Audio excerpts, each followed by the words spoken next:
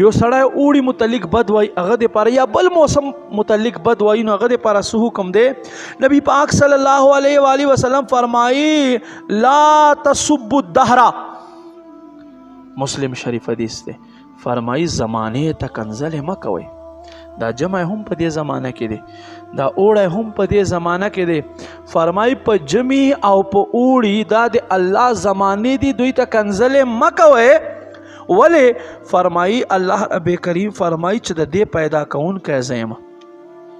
سب کا پیدا کرنے والا میرا مولا میرا مولا، سب سے افضل سب سے اعلیٰ میرا مولا میرا مولا، جگ کا خالق سب کا مالک وہی باقی وہی حالق، سچا مالک سچا آقا میرا مولا میرا مولا.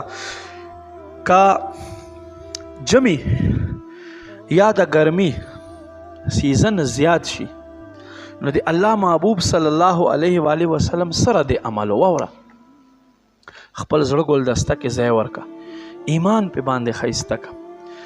څه وخت په چې ګرمي زیاته شوه الله محبوب صلی الله علیه و آله وسلم به راووتلو بیا فرمایل لا اله الا الله. څه به وفرمایل؟ لا اله الا. دې نه بعد بیا څه ویل؟ یا الله ګرمي ډېره زیاته ده، یا الله موږ د جهنم زمهریر له ګرمۍ نه وساتې. بچ اوړی به تیر شو، جمع به راغی.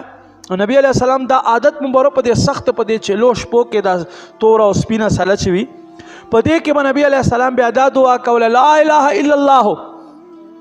یا الله ډېر سخت یخ دی، ته موږ د جهنم د زمهریر له یخ نه وساتې. نو ما عزتمندو زمهریر څه ته وایي؟ زمهریر نبی علیہ السلام نه تپوس شو قربان تاسو د زمهریر یادوي، زمهریر څه شی دی؟ الله محبوب صلی الله علیه و آله وسلم فرمایل زمهریر په جهنم ته کې په جهنم ښکته ښکته ایسه کې یوه کنده دی او هغه یخه دی، هغه یخه دی. وی فرمایل چې کافر کله ور واچولی شي نو یخ نه بیا دا بدن ټوټې ټوټې وګرځېږي، دومره زیات یخ دی. الله اکبر. بل حدیث شریف کې راځي په کال کې جهنم 2 ساګانې علي، 2 ساګانې علي. دوزخ په کال کې 2 ساګانې علي، یوه سا بره طرف ته علي. کومه سا چې جهنم دوزخ بره طرف ته والي نو دا موسم یخ شي، او کومه سا چې جهنم دوزخ کته طرف ته والي بیا دا موسم ګرم شي. بل حدیث شریف کې راځي فرمایي ابردو بالظهر فی الصیف، فرمایي تاسو دا ماسپخین وخت چې دی په اوړي کې دا یخوئ، وختي مونځ مه کوئ. الله محبوب فرمایي او زمونږ امام صاحب په مذهب کې افضل هم دا دي چې په اوړي کې په ګرمۍ کې دا ماسپخین ښه یخ کې څومره پورې دومره پورې چې په داسې ځمکه باندې ته سجده لګوي او ستا تندی چې دی دا په باندې ګرمایش نه محسوس کوي، دومره یخوئ. خو بس افسوس زمونږ خلک په دې باندې عمل نه کوي.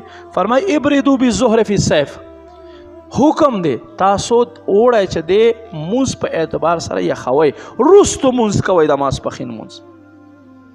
نو ما عزتمندو ولې الله محبوب صلی الله علیه و آله وسلم فرمایل یو په جمی کې جهنم سا علی، یو په اوړي کې جهنم سا علی.